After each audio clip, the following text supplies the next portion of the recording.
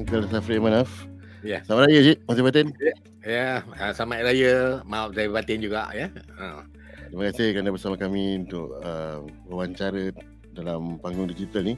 So, kira pada hari ni kita terus ke topiknya, iaitu tentang episod yang akan datang ni, iaitu Cahaya di Hujung Senja yang Cik Safri tadi yang tulis. So, apakah inspirasi sebalik cerita ni, Cik Safri?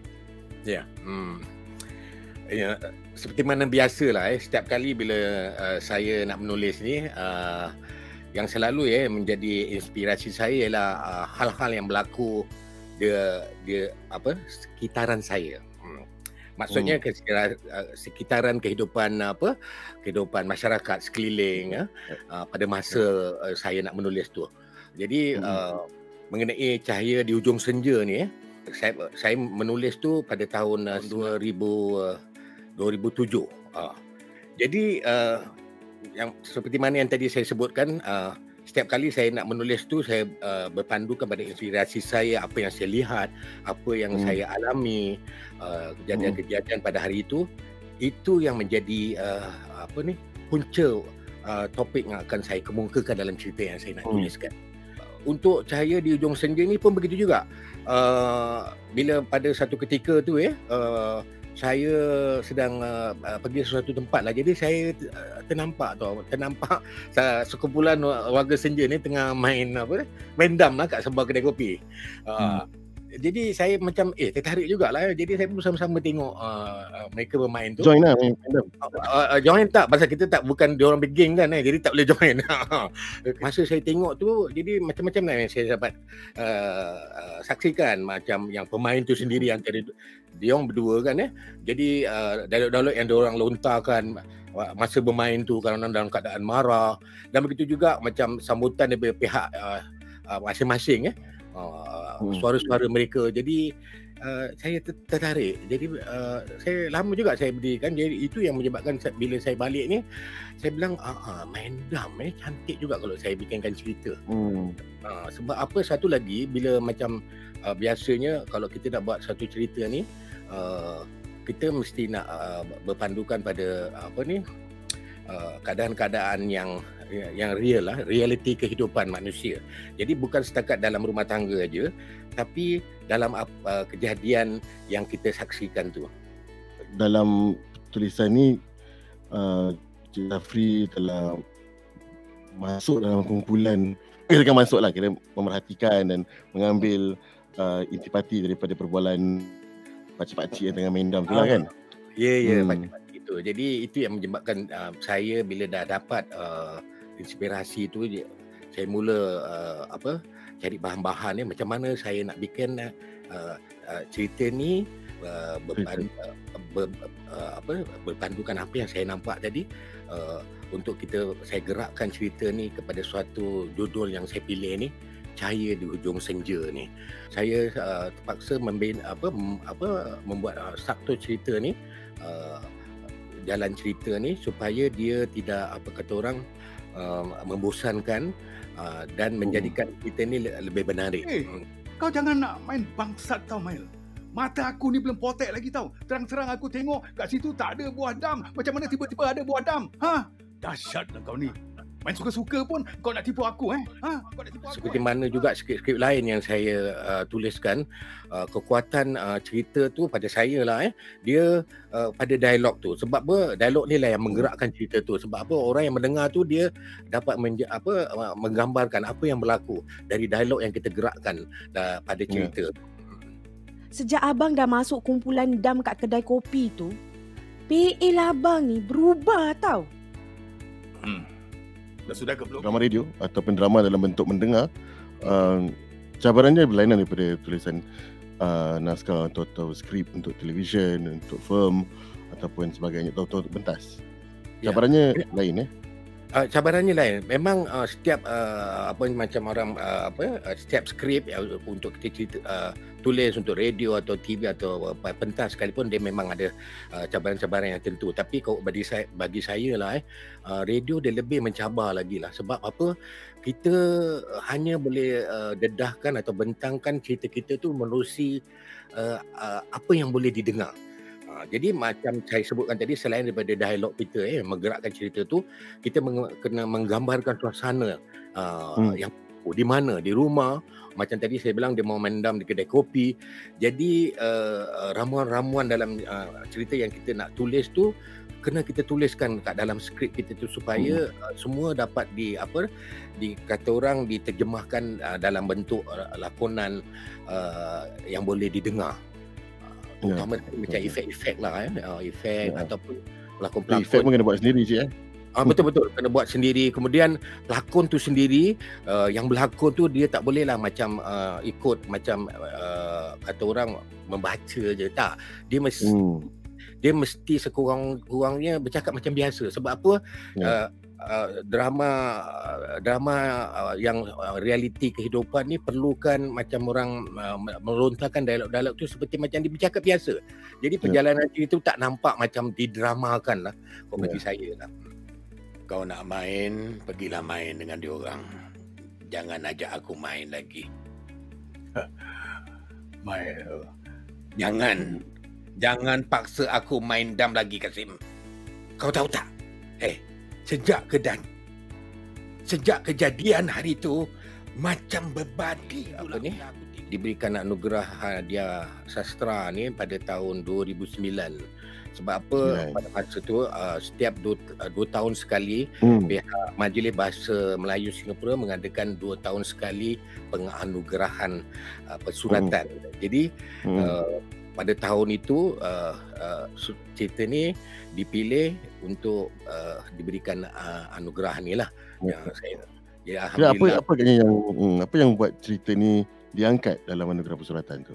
Mungkin kelebihan pada cerita ini mengikut apa yang saya dapat faham, cara penelitian atau penilaian pihak juri ni dia terlalu ketat lah kan.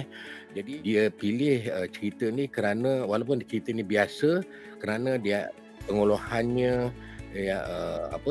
pengolahan yang bersahaja menurut para panel. Kemudian isinya menarik, humor, sinis dan berkesan tanpa memaksa pembaca atau pendengar atau penonton memanfaatkan pengajaran dan pesanan di sebaliknya. Itu. Jadi itu agaknya daripada kesan penulisan tu yang menyebabkan cerita ni dapat diterima oleh pihak juri dan diangkat untuk diberikan hadiah sastra ni. Tak sabar nak dengar balik rakaman yang kita buat untuk cerita ni nanti. Harap penonton semua dapat sama-sama menerima dan menyaksikan persembahan ini nanti. Jadi untuk panggung digital, kita dah tahu memang Cik Zafri dengan Cik Nadi Putra memang kira pelopor otai dalam persembahan drama pentas radio ataupun drama di Jurong Radio.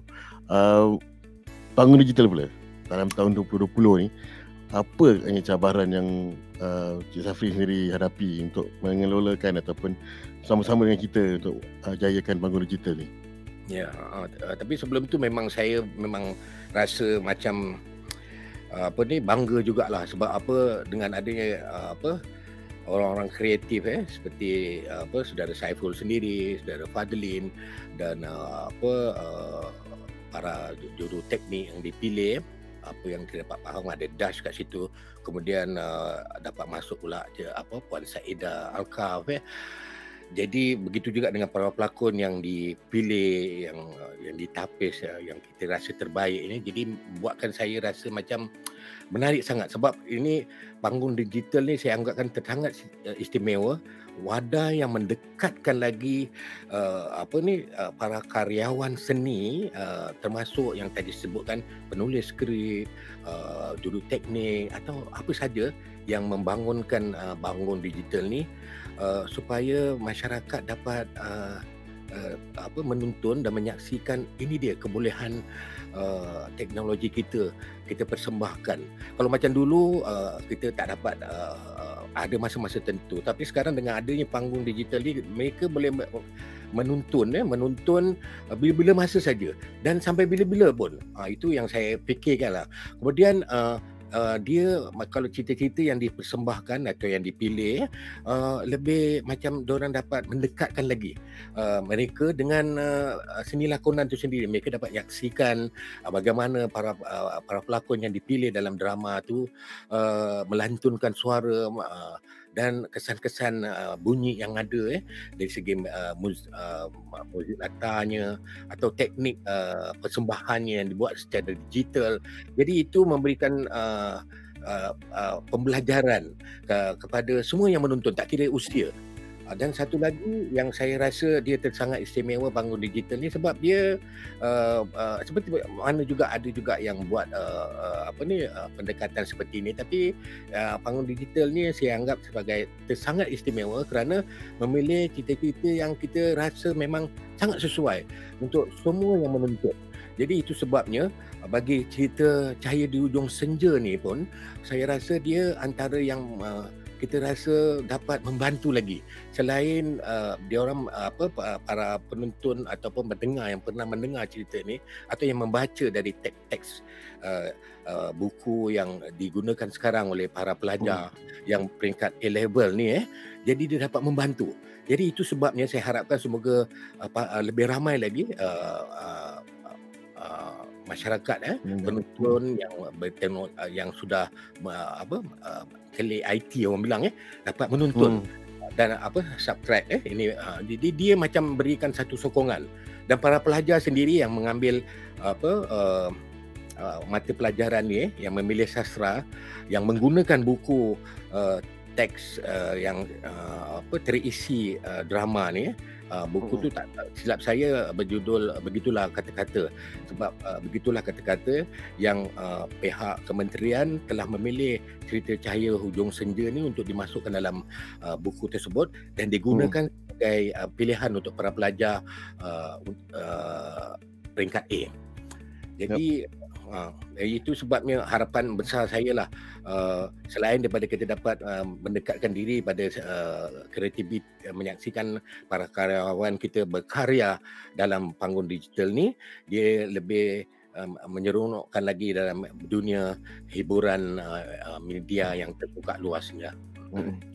Saya sebagai penerbit untuk Panggung Digital berhati sangat yang Cik Zafri setuju untuk sama-sama dengan kita. Saya bangga dengan Cik Zafri kerana tak ramai yang warga Senja seperti Cik Zafri yang begitu celik IT. Buat sendiri ni kat rumah kan. Ramai nak log in kadang-kadang orang tak faham. Saya bersyukur sangatlah dengan Cik Zafri dengan Cik Nadi yang masih ada sungguh celik IT. Itu yang saya cukup alhamdulillah lah. Saya pun merasa macam bersyukur jugalah dengan ada Fadli, anak saya sendiri, ada saudara Saiful yang sentiasa membantu kita. Memanglah celik tu sebab bila celik ni kadang-kadang kita tak kabur sikit kan. Jadi ada banyak kesilapan kita tak pandai. Itu sebab peluang ni buatkan kita rasa kita nak terus berkarya dengan peluang-peluang yang ada ni. Jadi inilah kesempatan saya juga melancar dalam pelancaran cerita Cahaya Ujung Senja ni untuk ucapkan sebelum terlambat tahniah kepada Saiful dan team worknya, Adlin dan yang lain-lain kemudian macam melancarkan panggung digital ni lah. Jadi selain itu juga kita ucapkan tahniah juga pada cerita pertama yang sudah pun disiarkan Zoom pergi Zoom balik tu alhamdulillah menarik dan dapat sambutan ramai. Jadi saya harap ramai yang lagi ada masa untuk menontonnya dan berikan sambutannya dengan terus subscribe channel ni lah. Ini satu penghargaan, peluang kepada semua masyarakat untuk menghargai karya seni kita. Tak banyaklah kalau dia orang tak ada masa nak menonton, sekejap-sekejap pun boleh. Jadi dia macam merasa penghormatan kepada orang-orang seperti saudara Saiful, Padlin dan yang lain-lain dalam kerja memertabatkan dan mengangkat seni tanah air kita ni lah. Okay. Akhir kata daripada Cik Zafri sebelum kita akhirkan wawancara ni. Akhir kata itulah harapan saya lah yang tadi, selain daripada banyak yang saya sebutkan tu, harapan saya semoga panggung digital ni atas sokongan pemerintah sendiri ataupun masyarakat lain diberikan sokongan kuat supaya kita dapat melahirkan lagi bakat-bakat seni muda ataupun yang ingin tak pernah dapat tempat untuk nak menyalurkan karya-karya mereka dalam panggung digital ni. Jadi mudah-mudahan usaha ni terus berpanjangan sampai bila-bila lah, insya-Allah. Jadi terima kasih kerana untuk menemu bual saya dalam ruangan istimewa ni. Terima kasih Cik. Terima kasih banyak. Sama. Jadinya untuk semua yang menonton, jangan lupa untuk ikut kami atau follow kami di Facebook page kami Panggung Digital, dan juga subscribe saluran YouTube Panggung Digital dan klik on notification, jadi anda dapat tahu setiap kali kita upload video dan juga siarankan menyiarkan video-video ataupun cerita terbaru. Dan selain itu, apa lagi dah, kita jumpa lagi hari Ahad ini untuk cerita seterusnya. Apa tajuknya tadi Cik Safri? Cahaya di hujung senja. Kita jumpa nanti. Bye. Assalamualaikum.